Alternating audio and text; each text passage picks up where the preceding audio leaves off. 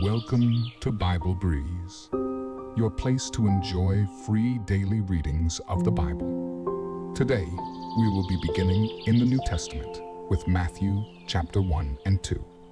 Whether you are getting ready for your day or getting ready to fall asleep, we encourage you to pause the video and take a few minutes to quiet your heart, asking that God would speak to you and transform you through His Word.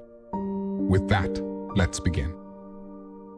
Matthew chapter 1. This is the genealogy of Jesus, the Messiah, the son of David, the son of Abraham.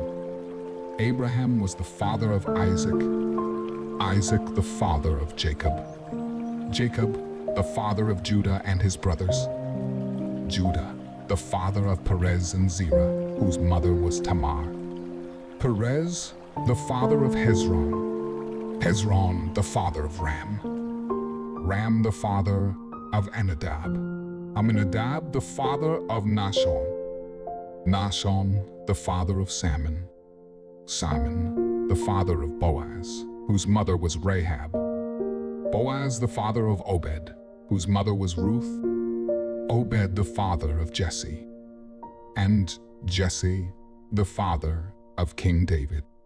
David was the father of Solomon, whose mother had been Uriah's wife, Solomon the father of Rehoboam, Rehoboam the father of Abijah, Abijah the father of Asa, Asa the father of Jehoshaphat, Jehoshaphat the father of Jehoram, Jehoram the father of Uzziah, Uzziah the father of Jotham, Jotham the father of Ahaz, Ahaz the father of Hezekiah, Hezekiah the father of Manasseh, Manasseh the father of Ammon the father of Josiah, and Josiah the father of Jeconiah and his brothers at the time of the exile to Babylon.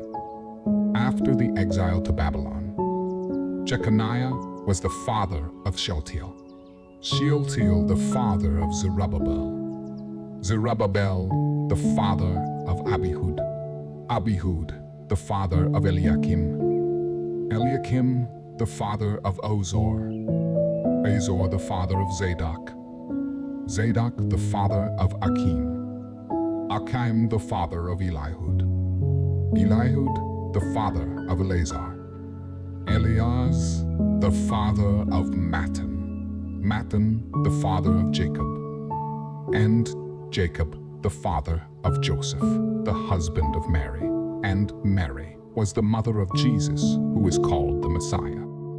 Thus, there were 14 generations in all, from Abraham to David, 14 from David to the exile to Babylon, and 14 from the exile to the Messiah. This is how the birth of Jesus, the Messiah, came about. His mother Mary was pledged to be married to Joseph, but before they came together, she was found to be pregnant through the Holy Spirit. Because Joseph, her husband, was faithful to the law, and yet did not want to expose her to public disgrace, he had in mind to divorce her quietly. But after he had considered this, an angel of the Lord appeared to him in a dream and said, "Joseph, son of David, do not be afraid to take Mary home as your wife, because what is conceived in her is from the Holy Spirit. She will give birth to a son, and you are to give him the name Jesus, because he will save his people from their sins." All this took place to fulfill what the Lord had said through the prophet. The virgin will conceive and give birth to a son, and they will call him Emmanuel, which means God with us. When Joseph woke up, he did what the angel of the Lord had commanded him, and took Mary home as his wife. But he did not consummate their marriage until she gave birth to a son, and he gave him the name Jesus. Chapter 2. After Jesus was born in Bethlehem in Judea, during the time of King Herod, Magi from the east came to Jerusalem and asked, "Where is the one who has been born King of the Jews? We saw his star when it rose and have come to worship him." When King Herod heard this, he was disturbed, and all Jerusalem with him. When he had called together all the people's chief priests and teachers of the law, he asked them where the Messiah was to be born. "In Bethlehem, in Judea," they replied, "for this is what the prophet has written. But you, Bethlehem, in the land of Judah, are by no means least among the rulers of Judah. For out of you will come a ruler who will shepherd my people Israel." Then Herod called the Magi secretly and found out from them the exact time the star had appeared. He sent them to Bethlehem and said, "Go and search carefully for the child. As soon as you find him, report to me, so that I too may go and worship him."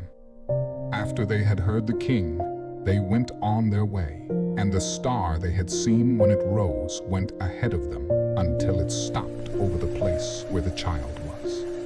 When they saw the star, they were overjoyed. On coming to the house, they saw the child with his mother Mary, and they bowed down and worshipped him. Then they opened their treasures and presented him with gifts of gold, frankincense, and myrrh. And having been warned in a dream not to go back to Herod, they returned to their country by another route. When they had gone, an angel of the Lord appeared to Joseph in a dream. "Get up," he said, "take the child and his mother and escape to Egypt.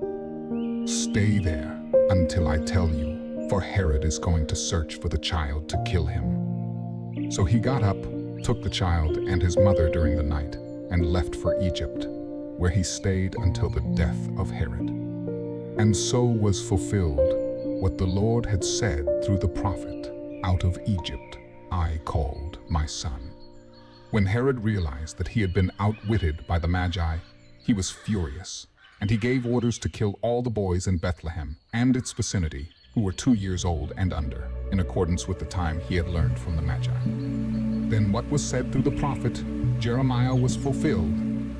"A voice is heard in Ramah, weeping and great mourning, Rachel weeping for her children and refusing to be comforted because they are no more." After Herod died, an angel of the Lord appeared in a dream to Joseph in Egypt and said, "Get up, take the child and his mother, and go to the land of Israel, for those who were trying to take the child's life are dead." So he got up, took the child and his mother, and went to the land of Israel.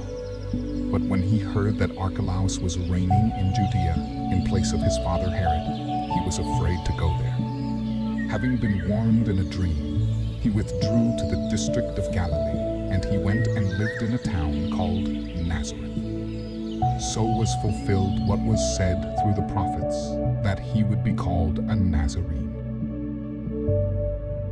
Thank you for joining us for today's reading. If you learned something from this reading, consider sharing what you learned with others in the comment section of this video. Join us here tomorrow for the next reading in the New Testament, and subscribe to ensure you don't miss any daily readings. Goodbye, and God bless you.